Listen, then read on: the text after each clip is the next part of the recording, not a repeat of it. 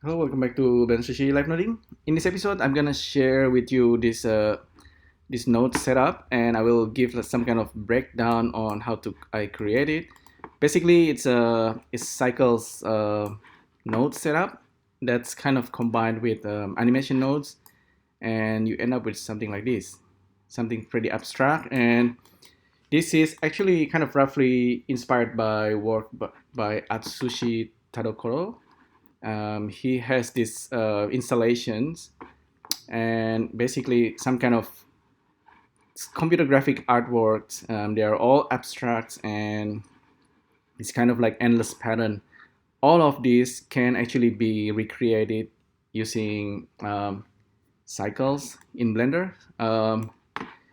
And let's see how I create this. Basically, I have, I think, an example here. So that it looks like that's pretty abstract, and sometimes you can see there's an image underneath, but other than that, it's pretty much kind of like a collection of cycles procedural textures. And I'll show you how you can do this kind of pop and glitch kind of result. So yeah, let's get started. How did I do this? Basically, animation nodes is currently kind of flipping this blend.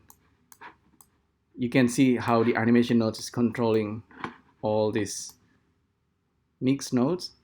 So I created this a few weeks ago while I was in the zone and kind of just put the nodes together. So I try to make sense of this again today. It might be slightly complicated. It's not too bad.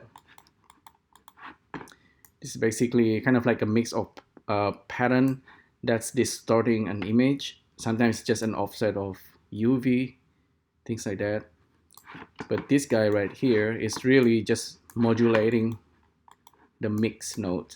Look at the mix nodes, how it's kind of randomly switch between 0 and 1.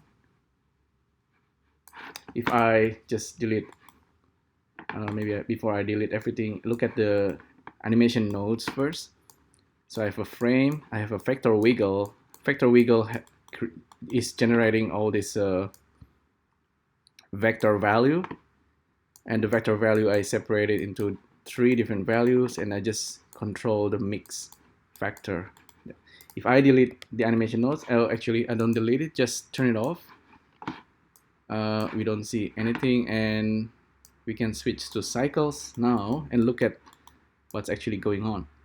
So this one, you can see, it's just distorting the image. I must have started from some kind of texture, which is this guy right here. If I disconnect that, I should get the original image. You can see there. There's this guy also kind of modulating the hue. There's basically a lot unlimited result you can get using cycles nodes. There is some kind, of course, it's limited within all this procedural texture, but you don't have to, because you can always use the OSL, or you can kind of combine the math. Yeah, the nodes itself, it's pretty strange when you're working with nodes. It's almost like, do you need to be really good with math? Not really, but you need to be comfortable and confident with the math and expression. Basically, if you know this function or math kind of generate a certain pattern, then you can mix and match it. This part is especially interesting here. Multiply, add. Usually it's dealing with offset and scale. And then you have this mixture. So I can't remember how I came out with this, but if I'm not wrong, there's also an important things that I forgot to mention. For now, we don't need to worry, I guess. Basically, I started with this texture coordinate, and based on the UV, I separate the UV, whether it's X, Y, or Z. and then kind of multiply it, offset it. There's a multiply cosine.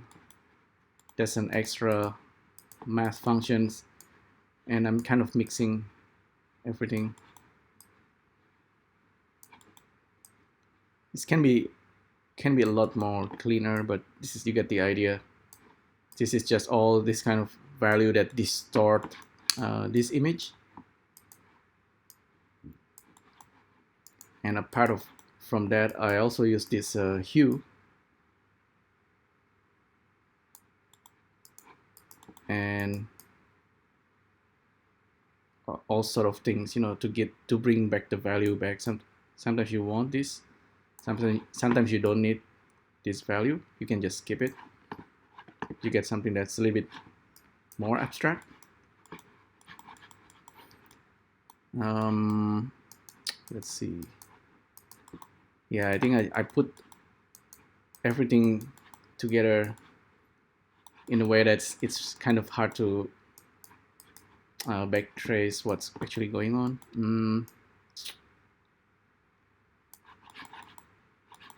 There's one actually that's missing. It's there's one that's kind of causing the glitch.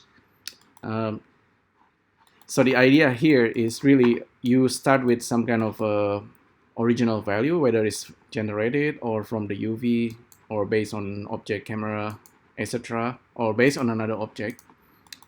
And then from that value, you separate the value, really kind of modulate the value, so you get some kind of interesting distortion.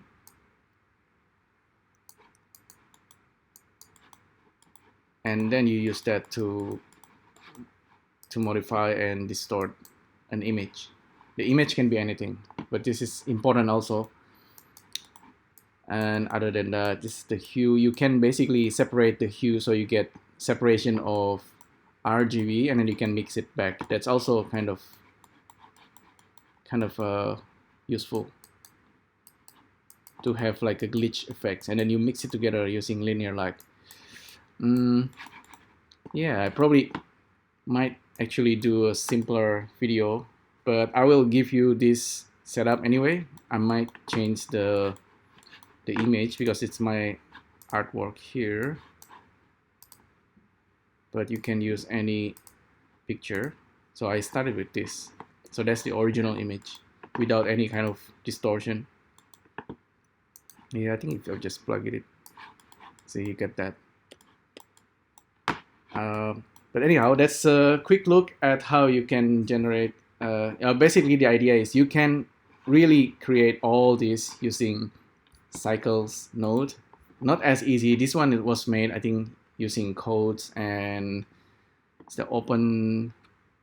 What's he using? OpenCV. Ideally, you can. Would be nice to let the user to add some kind of interactivity. You know, if they made different motion and you get a different result. But yeah, this pattern stuff is kind of complex, but it's actually not that complex. Once you understand all this is just like a sine wave, and then all kind of different math functions and fractal maybe. Yeah, it's kind of starting to make sense after you spend time on it. So there you go. Hopefully you enjoyed this one. Let me know what you think, and I'll see you next time. Bye.